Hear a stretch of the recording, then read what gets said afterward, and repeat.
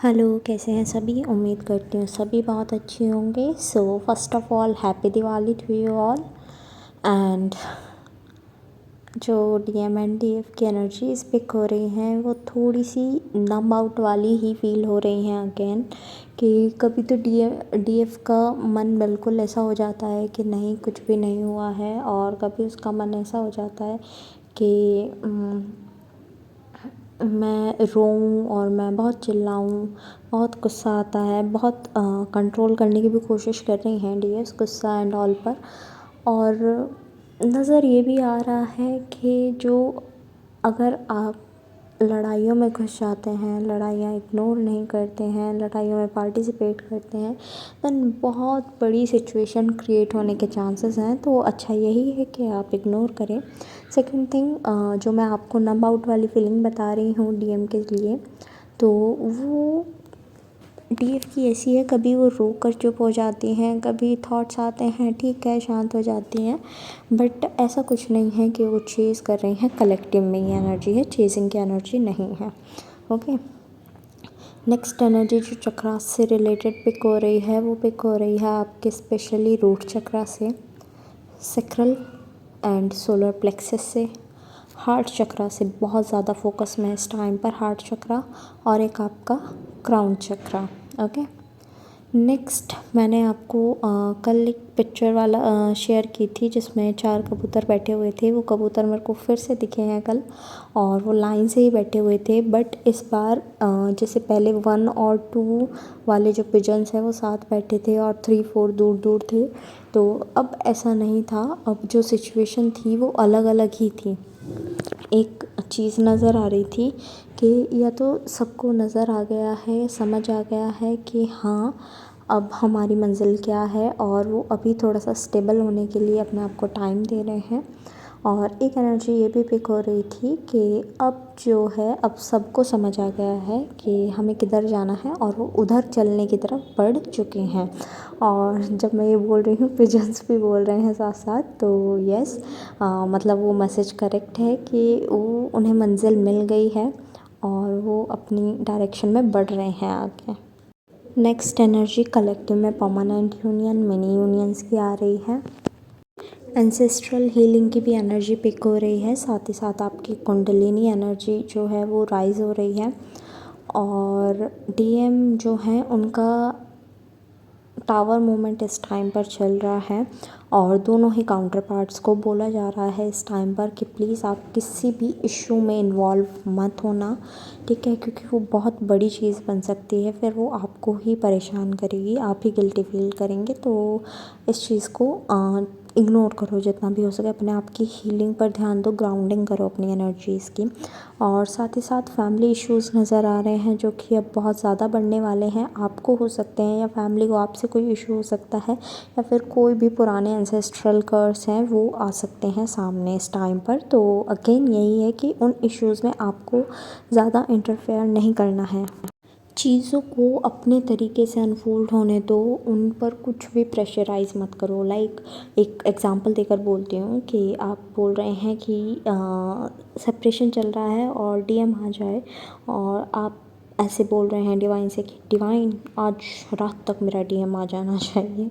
तो ऐसे आप मत कीजिए, जो भी सिचुएशन है वो खुद ही अनफोल्ड होने दीजिए डिवाइन टाइमिंग पर, ठीक है। कुछ भी इंटरफेरेंस मत दिखाओ, सरेंडर की फॉर्म में आ जाओ कम्प्लीटली।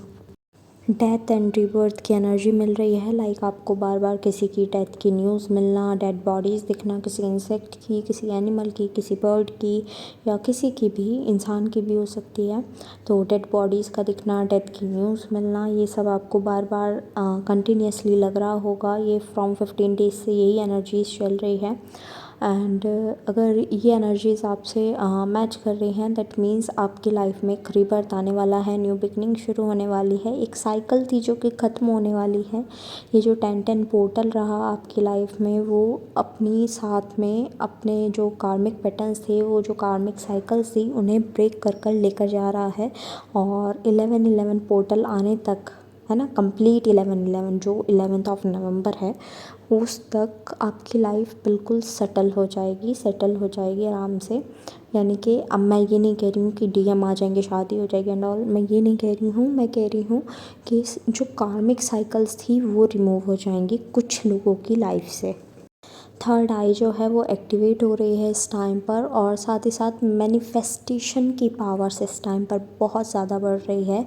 तो हो सके तो आज से, बिकॉज़ आज न्यू मून है, यू नो कि न्यू मून से हम न्यू बिगनिंग की तैयारी करते हैं, और कुछ भी मैनिफेस्ट करना न्यू मून से बहुत अच्छा होता है।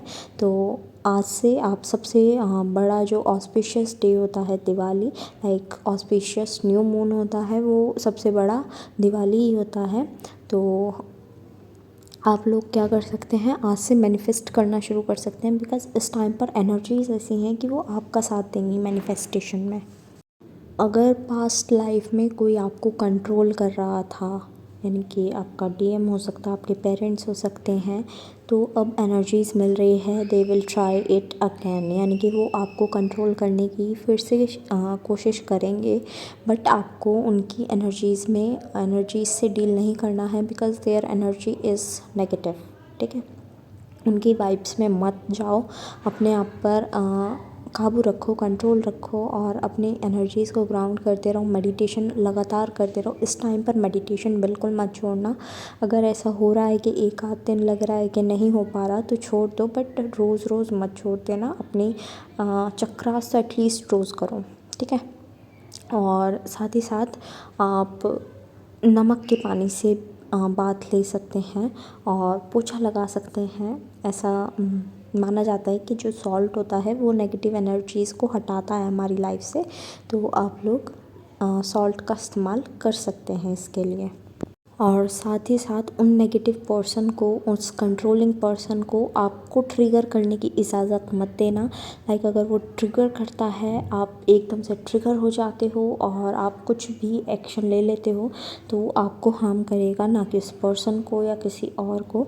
तो अब आपको अपना ध्यान खुद रखना है। जैसे कि मैंने शुरू में ही बोल दिया था कि कोई गुस्सा दिला रहा है तो गुस्सा नहीं होना है। तो अब आपको अपनी एनर्जीज़ के साथ काम करना है, आपको अपनी एनर्जीज़ पर काबू रखना है। साथ ही साथ आप प्रोटेक्शन ले सकते हैं एंजल से, एंसेस्टर्स से, क्योंकि सभी इस टाइम पर मौजूद हैं आपके लिए। ठीक है, डिवाइन से सबसे प्रोटेक्शन आप ले सकते हैं। और इस टाइम पर चेंज बड़े लेवल पर हो रहा है। जो अभी इस टाइम पर प्लैनेटरी पोजीशंस हैं, चेंज बहुत बड़े लेवल पर हो रहा है। और आपकी जो आज़ादी थी, जिसे कहते हैं सेल्फ फ्रीडम, वो अब आने ही वाली है। आपकी सोल जो है वो क्रेव कर रही है फ्रीडम के लिए, फ्री होने के लिए। तो उसे थोड़ा सा स्पेस दो ताकि वो फ्रीली रह सके। एट लास्ट जितने भी सॉन्ग्स मेरे चैनल हुए हैं वो मैं मेंशन कर दूँगी, आप देख लीजिएगा।